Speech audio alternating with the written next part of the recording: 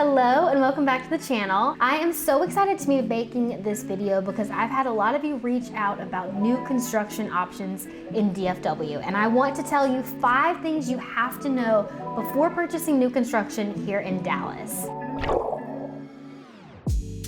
So one of the first things you need to know about buying new construction in Dallas is you need to know your location and you need to know your price point. And sometimes your price point will dictate where you're looking, so it will dictate your location. For example, if you're someone who's looking for new construction under $500,000, the locations that we're gonna be looking in are about 45 minutes outside of Dallas. So that's 45 minutes to the north, the south, or to the east to find new construction single family options. Now, if you're someone with a higher budget above $500,000, we can find you some more options within DFW, so closer into Dallas, that are new construction single family. You just have a little bit more options with the higher price point. Because you gotta think, a lot of these suburbs right around Dallas, so like Addison, Richardson, Plano, Frisco, McKinney, a lot of these suburbs at this point have been very built out, so they don't have as much land to build new construction. Now these newer communities, so let's say like North McKinney, Princeton, Salina, Forney, Waxahachie, which is south of Dallas, all of these areas have the land to build these new construction communities, which is where we're gonna find more options for new construction. But the question is, can you be that far out from the city? And if you're someone who needs to be in Plano or Richardson or Dallas for work, maybe looking in the pre-owned market is going to be a better option for you and give you more options under $500,000, for example.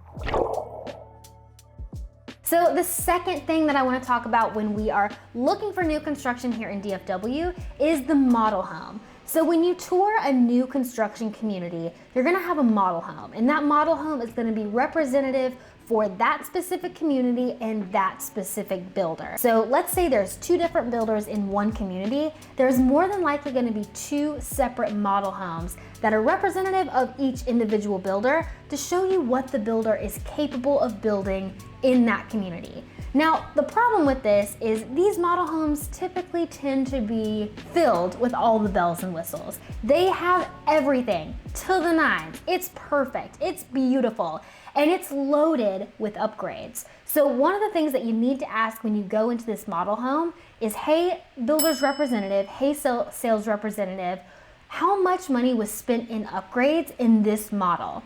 And that'll really tell you how much money on top of the base price you need to think about whenever you're building your home or picking out your finishes.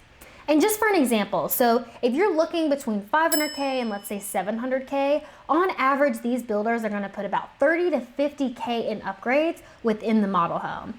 But that's not always. I have seen model homes where they have put over $100,000 in upgrades within this model home. And it's phenomenal, don't get me wrong. It is absolutely phenomenal, but not reflective of what you possibly are going to get as your purchase.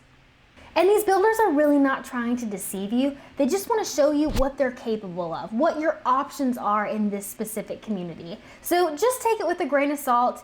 And another thing that I like to do whenever we're walking through these new communities is, of course, we're going to go into the model home, meet the sales representative, ask a couple questions about the neighborhood. But I also like to ask, 1, how much money was spent in upgrades within this model? And then 2, as we're walking around the model, hey, sales representative, can you point out the upgrades and about how much we could expect to pay for something like that? And that is super helpful because as soon as you start walking through and you see, oh, okay, the fireplace that goes all the way up to the ceiling, that's an upgrade. Okay, this faucet color, that's an upgrade. Double door closets, that's an upgrade. Covered porch, upgrade. All of these things start kind of just making you aware of, okay, these are all the little things that can be added on to the base price of a home. And the last thing that I like to ask is to look at an inventory home. Most of the time, these homes have already been contracted on. They're just wrapping up the final phase of construction before being sold. It's a little bit more realistic than the model home because it doesn't necessarily have all the bells and whistles of the model home. And nothing is worse than being disappointed, so it's always good to look at the model homes and get a perspective of how much that actually costs versus the product that is maybe in your price range or feels a little bit more comfortable for you to spend on a monthly basis. The third thing you have to know with new construction is inspections. So in the pre-owned market, when you're buying a pre-owned property, an inspection is a given. It basically tells you the health of the house. Now, some people think that buying new construction, you don't really need to do an inspection. Everything's new, it's perfect. What possibly could be wrong? A lot. A lot could possibly be wrong. And you just don't know unless you have an inspection done to tell you maybe this construction crew cut a couple corners, or maybe these people didn't plug everything in, so it doesn't necessarily work yet. So an inspection is super important on a new build, and there's a couple different inspections that you can have done depending on what kind of home you have contracted for. So there's a phased inspection, and then there's one final all systems check inspection. And depending on when you purchase the house and how you've purchased the house will really determine what kind of inspection you're gonna do. So if you've bought a piece of land and you're gonna build a new home on this piece of land, you may be able to do a phased inspection. So at every phase of construction, you can have an inspector come out and inspect that phase. So for example, you could have a pre-slab inspection, and that's when the inspector looks at the foundation before they pour the concrete. Then you may have a mechanical inspection, and this is pre-drywall. And they're checking plumbing, electrical, framing, all of that kind of stuff behind the wall before the walls go up. And then you'll have a final inspection, which is like that all system check. One is a phased inspection, and if you're buying new construction and you're starting from scratch, this could be a good option for you. However, if you're buying a home that's already been built, the slab has been poured, the walls are up, obviously, you are not going to be able to do that phased inspection because the phases have already been completed. You're going to do an all systems check inspection, which I see happening a lot more than a phased inspection. But at the end of the day, regardless of what kind of home you're buying and when it's been completed, you should definitely have an inspection done. The fourth thing you need to know is how to get the best deal in new construction. And this may be the most important point that I talk about here, is how to get the best deal. Well, it really depends on the market. So when the market was really hot a couple years ago in 2020, these new construction homes were flying off the shelf.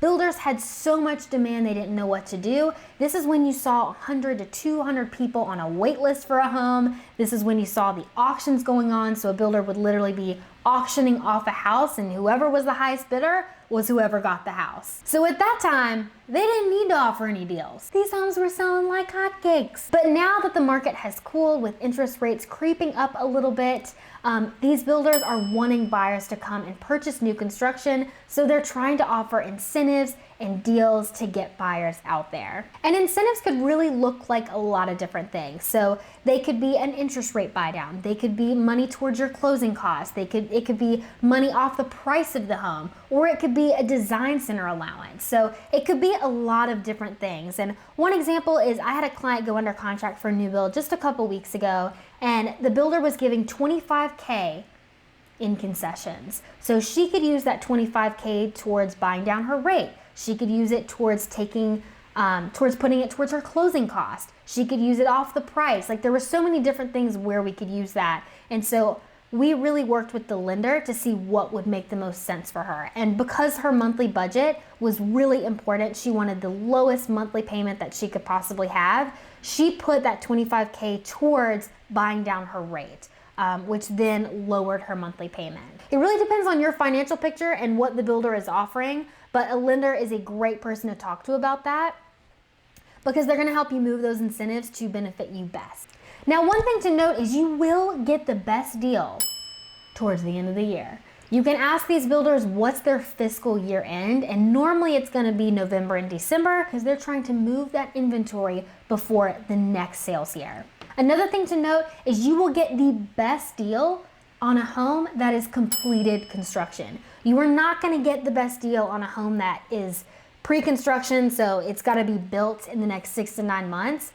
The builder's not gonna be willing to negotiate with you as much as a home that's already been completed and the builder needs to get that thing moving. Because the longer it sits there, the more money he's losing on it. So if you find a home that's completed construction, it's finished, it's ready to go, you're gonna have a better chance of negotiating on that piece of property. And if you find an inventory home, one of the homes that have been completed construction, they're ready to go, you need to move on it. If you like it, you should definitely move on it because it is not gonna stay there for long and you can really negotiate a good price. So since we're talking about wheeling and dealing, let's talk about whether you should use a realtor for new construction or not use a realtor for new construction. One thing that I really want to call your attention to here is the difference between a new home specialist, so the sales representative that is going to meet and greet you at the model, versus a realtor. That sales representative represents the builder. And not only that, that sales representative represents the builder in that community only. So when you tour these communities, you may be touring 2 or 3 communities, and each community may have 3 or 4 or 5 different builders. And so you're gonna meet a lot of these sales representatives, and all of them are looking out for their builder and their community only. Whereas a realtor may be able to give you a different perspective on multiple of these different communities and multiple of these different builders, because we're really not very biased. We don't care which one you choose. You know what I mean? But that builder is going to care which one you choose because their commission is tied to which one you choose. And sometimes there's this misconception that I hear that some buyers think that they can cut out their realtor and get a better deal by going directly to the builder. It just doesn't work like that. If you cut out your realtor and you go straight to the builder, you're gonna be working with that same sales representative. And that sales representative is going to be really representing the builder and not representing you. So essentially in that scenario, you are unrepresented and you are advocating for yourself, which can be okay. But if you have a realtor that's willing to help you, if you've got a good one that can really help you negotiate, trust me, it will be well worth it to have someone by your side guiding you through the process, and they'll probably negotiate you a better deal than you could have on your own. Because here's the thing, realtors have great relationships with these builders because we've sold in communities before. We know what these builders offer. We know how far we can push the limit to get you a better deal. So oftentimes, it's way more beneficial to have a realtor work with you than without you when you're purchasing new construction. Well, that's a wrap on this week's video. I hope this was super helpful for you guys. I know a lot of you have been asking me about new construction options here in DFW, and this is kind of your go-to guide, right? Like, I want to give you as much information as I can without being with you to tell you what the new construction scene is like here in DFW. So if you're relocating here, if you want to know some options around your specific price point, please reach out to me. I've got so much knowledge and so much resources on what's available here in DFW and would love to help you. If you have questions about new construction, let me know. I would love to help you as well. So thank you guys so much for watching. Let me know what you liked about this video. Let me know if you learned anything new that you didn't before. And if nothing else, I will see you on the next video.